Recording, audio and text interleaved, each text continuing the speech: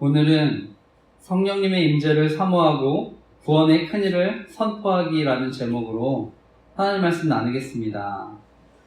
오늘이 이제 벌써 9월 1일입니다. 9월달이 됐는데 여전히 이제 무더위가 있지만 점차 이제 선선한 바람도 불고 있는데요. 그동안 이제 저희 교회는 가정 예배를 통해서 8월달에 많은 또 회복과 또 은혜를 누렸습니다. 그리고 이제 9월달에 저는 이제 가정 예배뿐만 아니라 또 개인 기도, 또 중보 기도 또 힘쓰려고 하는데 또 하반기 사역을 위해서도 계속해서 관심과 기도 부탁드립니다. 지난주는 제자들이 이제 예수님 승천하실 때 약속하신 성령님이 임하기를 또 바라면서 공동체가 모여서 기도했는데요. 그리고 이제 가룟 유다를 대신한 이제 새로운 사도 마띠아를 이제 선출하는 내용으로 말씀을 나눴습니다. 오늘도 이제 같이 함께 모여서 또 기도에 힘쓰고 있었는데요. 드디어 마침내 이제 약속하신 성령을 부어 주십니다. 오순절 이전에도 성령의 역사가 또 없었던 건 아니지만 저는 오순절 성령 이 강림이 하나님 나라의 권세, 그 예수 그리스도의 복음 이런 전하는 사역을 저와 여러분에게 위임하시고 동참시키는 바로 그 사건이 이루어지는 바로 그 사건인 줄 믿습니다. 그래서 하나님 나라의 그런 복음의 사역에 또한 저와 여러분 초대하는 사건인 줄 믿습니다. 오늘 말씀의 제목은요, 성령의 임재를 사모하고 구원의 큰일을 선포하기인데요. 오늘도 말씀을 통해서 또 하나님 저와 여러분 교훈하시고 우리가 또 말씀 붙들고 살아갈 때 하나님의 사랑과 인도하심을 경험하는 또 한 주가 되시기를 간절히 기도하고 축복합니다. 오늘 나누고 싶은 핵심적인 교훈은요, 오늘 제목과 같습니다. 우리는 날마다 성령의 임재를 사모하고 구원의 큰일을 선포해야 한다는 것입니다. 오늘 말씀을 보면 오순절이 되어서 이제 제자들이 모두 한 곳에 모였다고 하는데요. 우리 읽었습니다만 다시 한번 4절까지의 말씀을 읽어보겠습니다. 사도행전 2장 1절에서 4절까지의 말씀을 다시 한번 읽어보겠습니다. 읽겠습니다. 시작.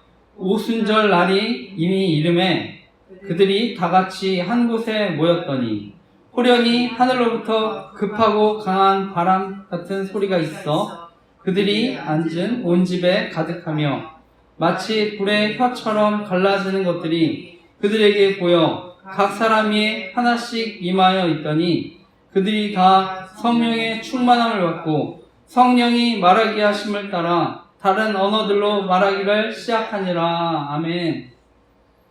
오늘 본문의 시작이 이제 오순절에 성령이 이제 임했다고 하는데요. 이 오순절은 6월절로부터 50일째 되는 날입니다.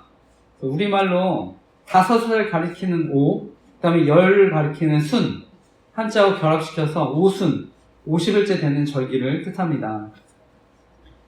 예수님이 6월절에 어린 양의 십자가에 달려 죽으셨죠. 그리고 부활하시고 한 40일 있다가 제자들과 함께 계신 후에 승천을 하셨습니다. 그리고 오늘 열흘 정도가 지난 뒤에 오순절이 찾아온 것입니다. 그래서 이 오순절을 또 맥추절, 초실절, 칠칠절로 불리는데요. 이 세 가지 이름 중에 먼저 이제 맥추절로 불릴 때는요, 당시 이스라엘이 보리와 밀을 또 추수하는 때이기도 했는데요. 그래서 맥추절로 불립니다. 그런데 이제 또 이 맥추절이 우리가 또 알고 있는 또 추수감사절, 또 헷갈릴 수도 있는데, 이스라엘에는요, 여름 농사의 실과인 밀이나 보리를 추수하는 때 맥추절이고요. 또 가을에 열매 맺는 나무로부터 소출을 얻는 거, 그게 이제 추수감사절입니다. 그래서 성경에는 그 추수감사절을 초막절, 수장절로 또 불리는데요. 그리고 또 다른 말로 오순절, 제가 초실절이라고 불린다고 했는데, 또 그때는 과거 이제 이스라엘 백성들이요, 40년 동안 광야 생활을 하지 않았습니까? 그리고 나서 가나안 땅에서 이제 첫 곡식을 수확하면서 감사했기 때문에 또 초실절로 또 불리기도 합니다. 그래서 유대인들이요, 보리와 떡을 만들어서 바로 그 첫 소제를 하나님께 드리고 축제 분위기의 성회로 이제 예배를 드렸다고 하는 것인데요. 그리고 마지막 오순절이 이제 칠칠절로 불리는 것은요, 유월절과 오순절 사이 그 기간이 50일이라고 하지 않았습니까? 그래서 오순절인데 그 50일 동안에 안식일, 우리가 안식일이 7일이죠. 7일 동안 일주일이 7번 지나간다고 해서 붙여진 이름입니다. 그래서 77절로 불리는데 7 곱하기 7 하면 49니까 다음날이 오순절입니다. 근데 유대인에게 있어서 7은 완전수입니다. 그래서 그 완전수 7이 7번 있다는 것은요, 더 완전한 날이 될 수 있는 것입니다. 그래서 실제로요, 이 오순절에 성령이 임하지 않았습니까? 저는 바로 하나님이 이루신 구원, 그 구원의 완전함을 또 보여주기 위해서 또 오순절에 오신 줄 믿습니다. 그래서 오순절에 찾아오셔서 바로 예수 그리스도의 십자가로 이루신 구원, 그것을 완전하게 확증해 주신 줄 믿습니다. 특별히 오순절과 관련해서 50이라는 숫자는요, 성경에 보면 구원과도 깊은 관련이 있습니다. 그 대표적인 제도가요, 희년 제도인데요. 레위기 25장 10절 말씀입니다. 너희는 50년째 해를 거룩하게 하여 그 땅에 있는 모든 주민을 위하여 자유를 공포하라. 이 해는 너희에게 희년이니 너희는 각각 자기의 소유지로 돌아가며 각각 자기의 가족에게로 돌아갈지며 말씀합니다. 50년이 차면 종들에게 자유가 선포되는 것입니다. 하나님은 오순절에 임하셔서 또 새로운 자유의 사역을 하시는 줄 믿습니다. 저와 여러분 구원의 도구로 부르셔서 자유롭게 하는 구원 사역에 저와 여러분을 부르신 줄 믿습니다. 특별히 교회가 그래서 구원의 공동체인데요. 바로 그 구원의 사역에 저와 여러분 그 일을 맡겨주신 줄 믿습니다. 결론적으로 성령님이 오시면 저와 여러분에게 새로운 삶이 시작될 줄 믿습니다. 왜냐하면 성령님은요, 예수 그리스도가 이루신 구원, 그 구원을요, 우리 개인에게 완성시켜 주시기 때문입니다. 바로 성령 하나님을 통해 그 구원이 이루어가기 때문입니다. 그렇기 때문에 오순절에 임하신 성령 결코 우연이 아닌 줄 믿으시기 바랍니다. 정말 하나님의 놀라운 치밀한 구속 사역 속에 이루어진 사건임을 믿으시기 바랍니다. 과거 이스라엘 백성들이요, 이집트에서 노예로 살다가 나중에 나왔을 때 홍해를 건너고 이제 시내 광야에 도착하는데요. 그 오순절에 하나님은 이스라엘 백성들에게 율법을 주셨습니다. 그리고 그 이스라엘 백성들과 언약을 맺으셨습니다. 그리고요, 이스라엘이라는 나라가 시작됐는데요. 다시 오순절에 성령님이 오셔서요, 과거 이스라엘 율법을 돌파해 주셨지만 이제는 저와 여러분의 마음판에 새겨주신 줄 믿습니다. 그래서 다시금 저와 여러분을 통해 교회가 시작되고 하나님 나라가 시작된 줄 믿습니다. 이어서 우리가 읽었지만 2절에서 4절 말씀은요, 어떻게 성령님이 강림하셨는지에 대해 자세히 나옵니다. 2절 보니까요, 급하고 강한 바람 같은 소리가 있다고 얘기하는데요. 그리고 3절에는 불의 혀처럼 갈라진 것들이 각 사람에 임했다고 하는데, 중요한 것은요, 누구나 들을 수 있게, 누구나 볼 수 있게 임했다고 하는 것입니다.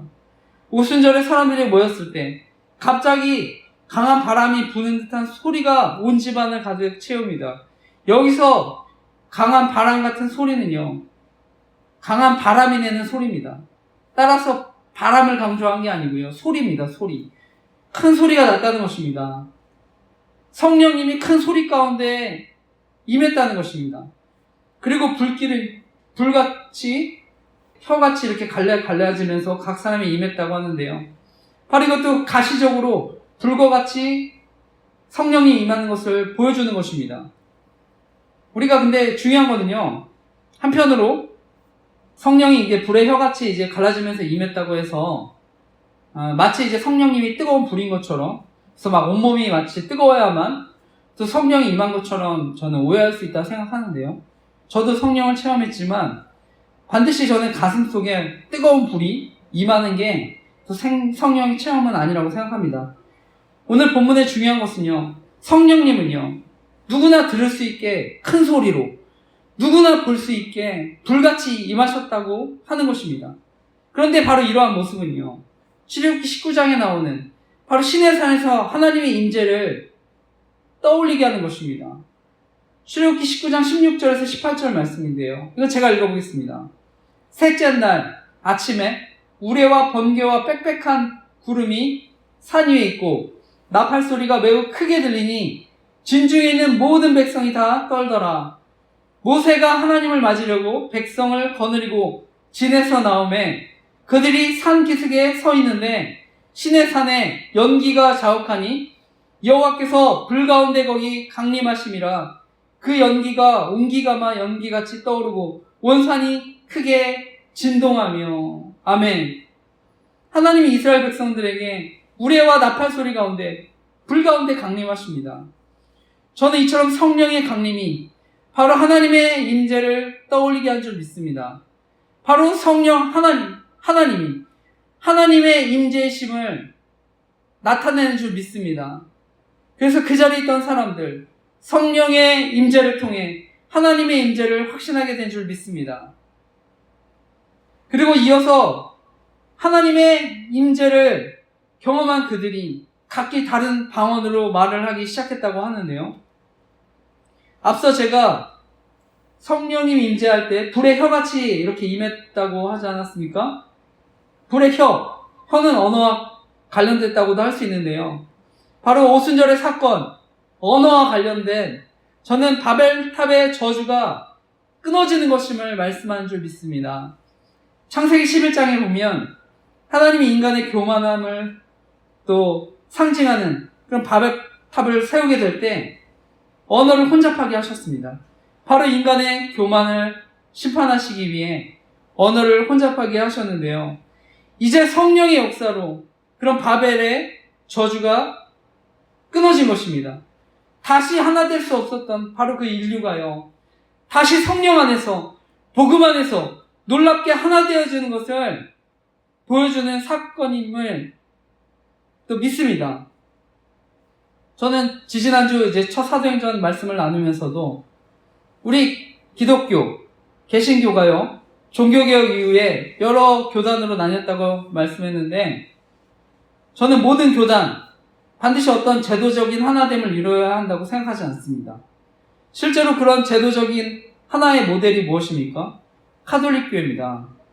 그래서 우리가 잘 아는 대로 그 교회가 타락하게 되었을 때 이 역사에 십자군 전쟁과 같은 정말 끔찍한 일들이 일어나지 않았습니까? 그래서 많은 사람이 고통받지 않았습니까? 저는 오늘날의 교회, 정치나 제도적으로는요, 분열될 수 있다고 생각합니다. 갈등이 있을 수 있다고 생각합니다.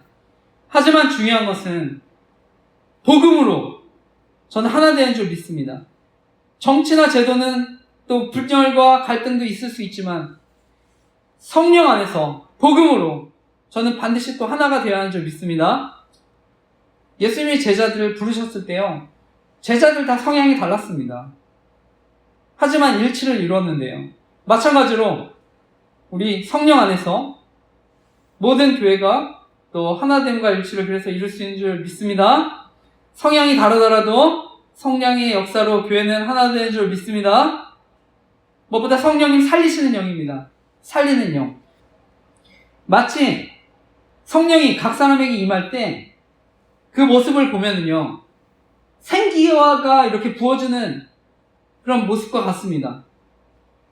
그래서 저는 그 단순히 바벨탑 사건이 언어를 혼잡해 한 것만이 아니라 바로 하나님의 단절을 보여주지 않습니까? 그런데 오늘 바로 그 생기가 부어지면서요, 살아나는, 저는 이런 모습을 보여준다 생각합니다. 저는 이처럼 성령이 오시면 또 죽어가는 영혼이 다시 살아나는 이런 역사들 또 일어나는 줄 믿습니다. 무엇보다 생기 없는 인생, 열정도 없고 활력도 없고 기쁨도 없고 감사도 잃어버린 그런 인생들, 성령님이 찾아오시기만 하면 저는 다시 살아나는 줄 믿습니다. 성령님이 함께 하시면 도저히 회복될 것 같지 않은 우리 개인, 그 다음 뿐만 아니라 가정, 공동체, 나라, 국가도 살아나게 되는 줄 믿습니다. 하나님의 생기가 들어가기만 하면 마른 뼈와 같은 인생들 반드시 다시 살아나게 되는 줄 믿습니다. 계속해서 이어지는 말씀, 오늘 13절까지의 말씀인데, 성령님의 강림에 대해서 사람들의 반응에 대한 말씀입니다. 그래서 끝까지 한번 읽어보겠습니다. 그냥 오늘 이어서 15절에서 13절까지의 말씀 끝까지 사람들의 반응 우리 한번 읽어보겠습니다. 읽겠습니다. 시작. 그때에 경건한 유대인들이 천하 각국으로부터 와서 예루살렘에 머물러 있더니 이 소리가 나매 큰 무리가 모여 각각 자기의 방언으로 제자들이 말하는 것을 듣고 소동하여 다 놀라 신기하게 여겨 이르되, 보라, 이 말하는 사람들이 다 갈릴리 사람이 아니냐? 우리 각 사람이 난 곳 방언으로 듣게 되는 것이 어찌 됨이냐?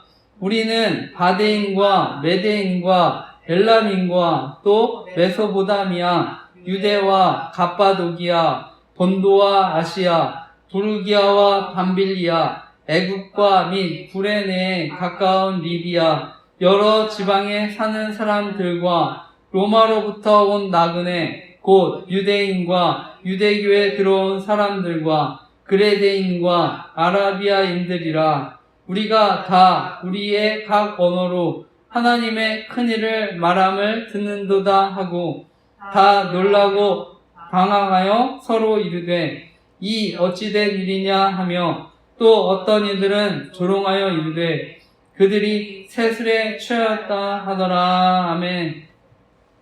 말씀을 보게 되면은요, 당시 세계 각국에 흩어져 있던 유대인들이 이 오순절 명절에 이제 예루살렘에 있었는데요. 근데 그 120명의 사람들, 성령 충만을 입은 사람들이 자기 지역 출신의 언어로 말하는 것을 보게 되는 것입니다. 그러니까 놀라기도 하고 신기하게 여기기도 했는데요.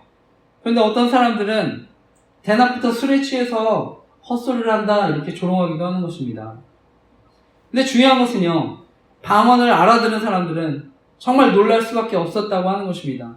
바데 사람, 메데 사람, 엘람 사람, 메소포타미아, 유대, 갑바도기아, 본도, 아시아, 부르기아, 밤빌리아, 이집트, 구레네 근처 리비아의 근처에 사는 사람들, 나그네로 머물러 있었던 로마 사람, 또 유대 사람, 유대교에 개종한 사람, 크레테 사람, 아라비아 사람들 다 있었는데 하나님의 큰일을 바로 자신의 지역 언어로 들었다고 하는 것입니다.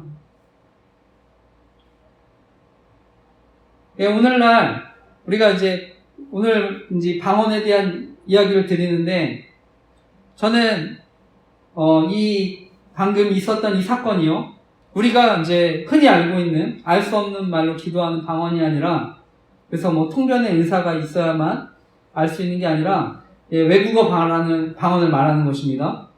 그래서 저는 사도행전의 방언, 그러니까 우리가 알고 있는 개인적인 기도할 때 알 수 없는 말로 하는 방언, 저는 구분해야 한다고 생각합니다. 그래서 단순히 사도행전 사건만 두고서 방언이 없는 것처럼 또 얘기할 수 있다고 생각하는데요. 저는 분명히 또 성경에도요, 고린도전서를 보면 알아들을 수 없는 방언에 대한 말씀이 나옵니다. 그것이 고린도전서 14장 2절하고 9절 말씀인데, 제가 읽어보겠습니다. 방언을 말하는 자는 사람에게 하지 아니하고 하나님께 하나니, 이는 알아듣는 자가 없고 영으로 비밀을 말함이라. 이와 같이 너희도 혀로서 알아듣기 쉬운 말을 하지 아니하면 그 말을 하는 것을 어찌할리요? 이는 허공에다 말하는 것이라. 아멘. 이렇게 얘기하는데요. 다시 말해 사도행전은요, 그 지역 방언을 얘기하는 것이고요. 고린도 전서에 나오는 방언은요, 알아들 수 없는 그런 방언을 얘기하는 것입니다. 그래서 저는 오늘날에 또 방언, 또 은사, 저도 경험했지만 또 하나님이 주셨는데요. 저는 중요한 거는 방언의 은사를 주신 이유가요, 또 개인적인 또 유익도 있지만 무엇보다 다른 사람들을 위해서 기도하라고 또 주신 줄 믿습니다. 그래서 방언으로 기도하면은요, 기도가 저는 쉬워진다 생각합니다. 그래서 기도하기 힘들어 하시는 분들, 다른 사람을 위해서 또 기도하라고, 섬기라고 저는 또 주신 줄 믿습니다. 그래서 저 역시 지금까지 계속 또 중보 기도 모임에 참여하고요. 지금까지 또 개척해서부터 계속 또 중보로 다른 사람들 기도했는데요. 그래서 하나님이 또 저를 또 주안의교회에 세워주신 이유가 다른 사람들 위해서 기도하라고 또 이 자리에 세워줄 줄 믿습니다. 그런데 성경은요, 방언으로 기도하는 것보다 더 중요한 것, 감사하는 마음으로 기도하는 게 더 중요하다고 이야기를 합니다. 고린도전서 14장 14, 15절 말씀인데 이건 중요하니까 같이 한번 찾아서 읽어보겠습니다. 고린도전서 14장 14, 15절 말씀입니다. 고린도전서 14장 14, 15절 같이 읽겠습니다. 시작. 내가 만일 방언으로 기도하면 나의 영이 기도하거니와 나의 마음은 열매를 맺지 못하리라. 그러면 어떻게 할까? 내가 영으로 기도하고 또 마음으로 기도하며 내가 영으로 찬송하고 또 마음으로 찬송하리라. 아멘. 사도 바울은요, 방언으로 기도한다고 해서 그 방언은 영이 기도하는 거기 때문에 마음은 열매를 맺지 못한다고 이야기합니다. 결국 다시 말해 자신에게는 또 유익이 없을 수 있다고 얘기하는 것입니다. 그렇기 때문에 바울도 영으로도 기도하지만 또 마음으로 기도했다고 하는 것입니다. 저는 그 마음, 감사하는 마음으로 또 기도하는 게 그래서 중요하다 생각합니다. 그러면 저는 반드시 감사를 통해 그런 응답의 열매도 또 반드시 또 맺게 될 줄 믿습니다. 무엇보다 감사를 통해서 저는 하나님의 그런 더 큰 사랑, 하나님과 더 큰 친밀한 교제를 또 깊이 나누게 되는 줄 믿습니다. 저는 또 감사일기 쓰기를 추천하는데요. 저는 그런 또 추천하는 이유가요, 우리가 늘 신앙생활 메마르게 할 수 있지 않습니까? 늘 제자리인 것 같고, 저는 그렇게 감사일기를 쓰고 감사의 기도 제목으로 기도하면 반드시 놀라운 또 성령의 역사와 또 믿음의 진보가 나타날 줄 믿습니다. 그래서 반드시 또 감사로 기도하는 저와 여러분 되시기를 간절히 기도하고 축복합니다. 그리고 성경은 방언으로 기도하는 것보다 남을 가르치기 위해서 깨달은 5마디, 이게 방언으로 1만 마디 하는 것보다 낫다, 이렇게 얘기합니다. 그것이 고린도전서 14장 19절 말씀입니다. 14장 19절 같이 읽겠습니다. 시작. 그러나 교회에서 내가 남을 가르치기 위하여 깨달은 마음으로 5마디 말을 하는 것이 1만 마디 방언으로 말하는 것보다 나으니라. 아멘. 오늘 말씀은요, 성령 충만의 증거로 방언이 나타났는데요.